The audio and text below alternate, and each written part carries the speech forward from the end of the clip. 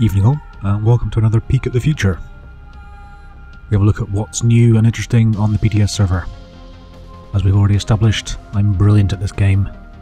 Just watch this. Lining up for the kill. Oh no. Oh. He was, not me. That's right, the new melee weapons are up on PTS. This is all work in progress stuff. This is not as it's going to arrive on live. So everything's got a little WIP next to it. That was the NC one. Here's the TR1. WIP obviously meaning work in progress. And finally, the VS one. I think looks quite cool actually.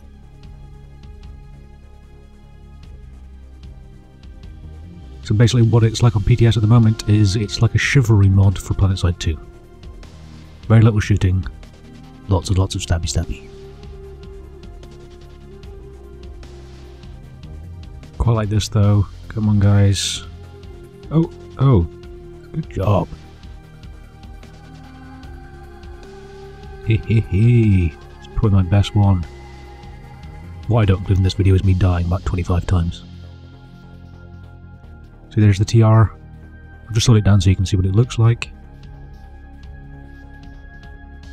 I think I quite like it as an addition. This is obviously the default knife.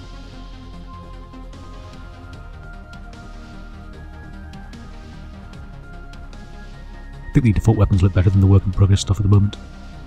To be expected. Here's the VS one. You can just see it. There's a slight shine on the carbon fibre. Looks kind of cool.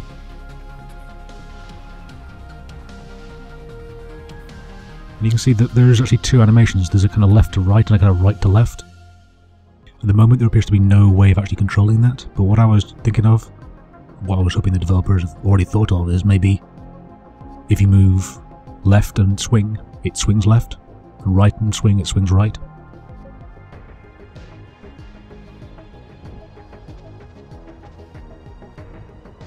Canada. Oh, Canada. Your Decal is now up on PTS. Looking resplendent there. Does look good in the harasser though. You can see it kind of looks like it was put on the top panel and didn't go into the second panel. I don't know if that's intentional or not. If so, looks really cool. I like that. Now here's the big one. Fort Liberty. A lot of people watch the work in progress stream.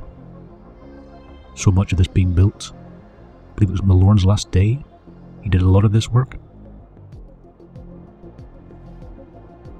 Certainly looks very cool.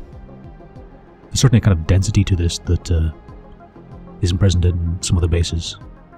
I believe people were thinking of using it for competitive matches. I think that would actually be really, really neat.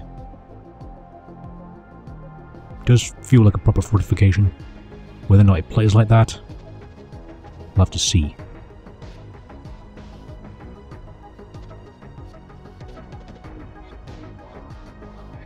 One downside to it that I can see, it's not the design, it's so much the location. There really is one last link in and one out. And also it's kind of right up in the corner of the map, kind of close to that rope gate. How much action are you actually going to see here?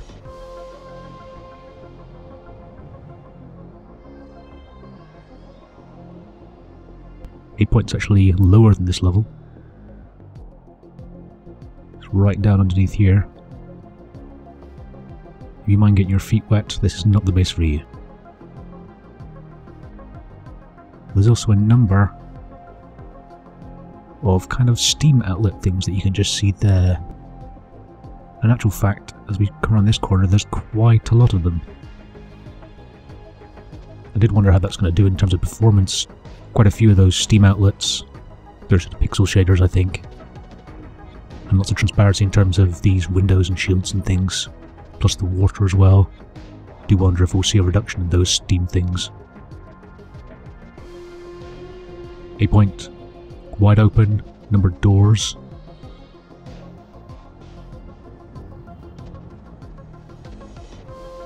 Malorne leaving his mark here. Not just on the base, but a little bit of branding as well.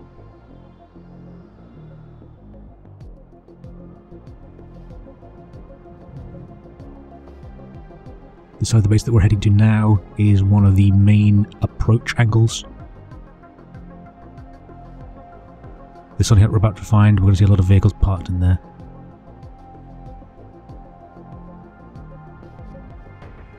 Then using this route up onto the battlements is going to be a common path in. Pretty cool, I think. Pretty cool. Must stop saying cool.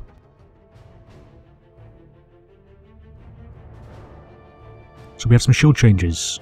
We saw the opaque shields coming in recently, but now there's a bit more design to them. I think we all thought that, well, I think a number of us thought, a bit ugly. Well, now NC has this kind of cross-hatching. You can see there's sort of squares actually in the texture, so drifting downwards. You can see them again here, slightly bigger. TR has a different pattern that we'll see in a second, and VS, sort of alien honeycomb kind of idea.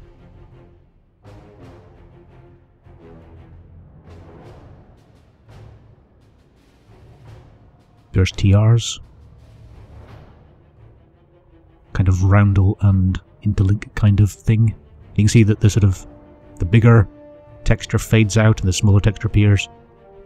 It's a little bit more visual clutter, but I think actually makes them a lot more readable.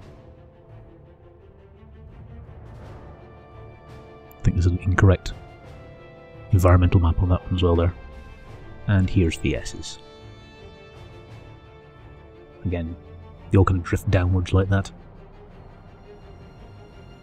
I'm not too sure if I'm still 100% a fan of the opaque shields, but I think a bit more design, a bit more polish, certainly appreciated. Here's another base, OMR Terraforming. This one still feels like it's sliding down the hill. So for those attacking from the north, you've still got that great push up the hill. Just keep an eye on the mini-map there to see what part of the base we're in. Had to do some editing, otherwise you'd just be 30 minutes of me flying around each base. Not too sure many people would want to watch that.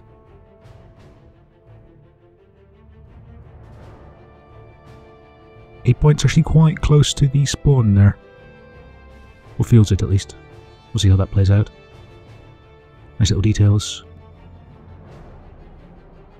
One slight issue I had. That chimney there isn't connected to anything. I'm sure it's just an oversight.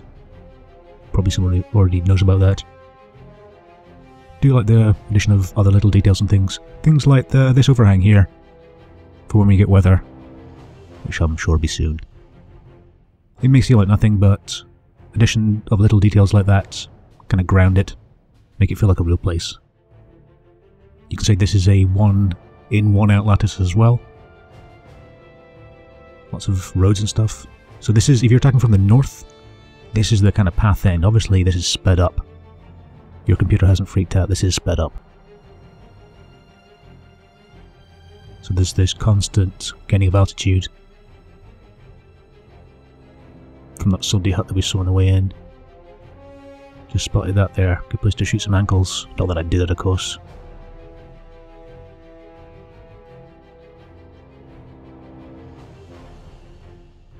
And some changes to building textures. I've not put a lot of footage of this in. Higby showed it on his stream, so I'm sure you all saw that. I think it's an improvement. Slightly more neutral. Less visual clutter. I just appreciate the change as well, actually, to be honest. So I had to split this into 2 videos, as I said, because there was so many changes. I didn't want to just spend 30 seconds at each base. I wanted to give them some individual attention. In the next video, you'll have more of the changes to the bases on Hossin, and the changes to Ickenham Biolab. Thanks very much for watching.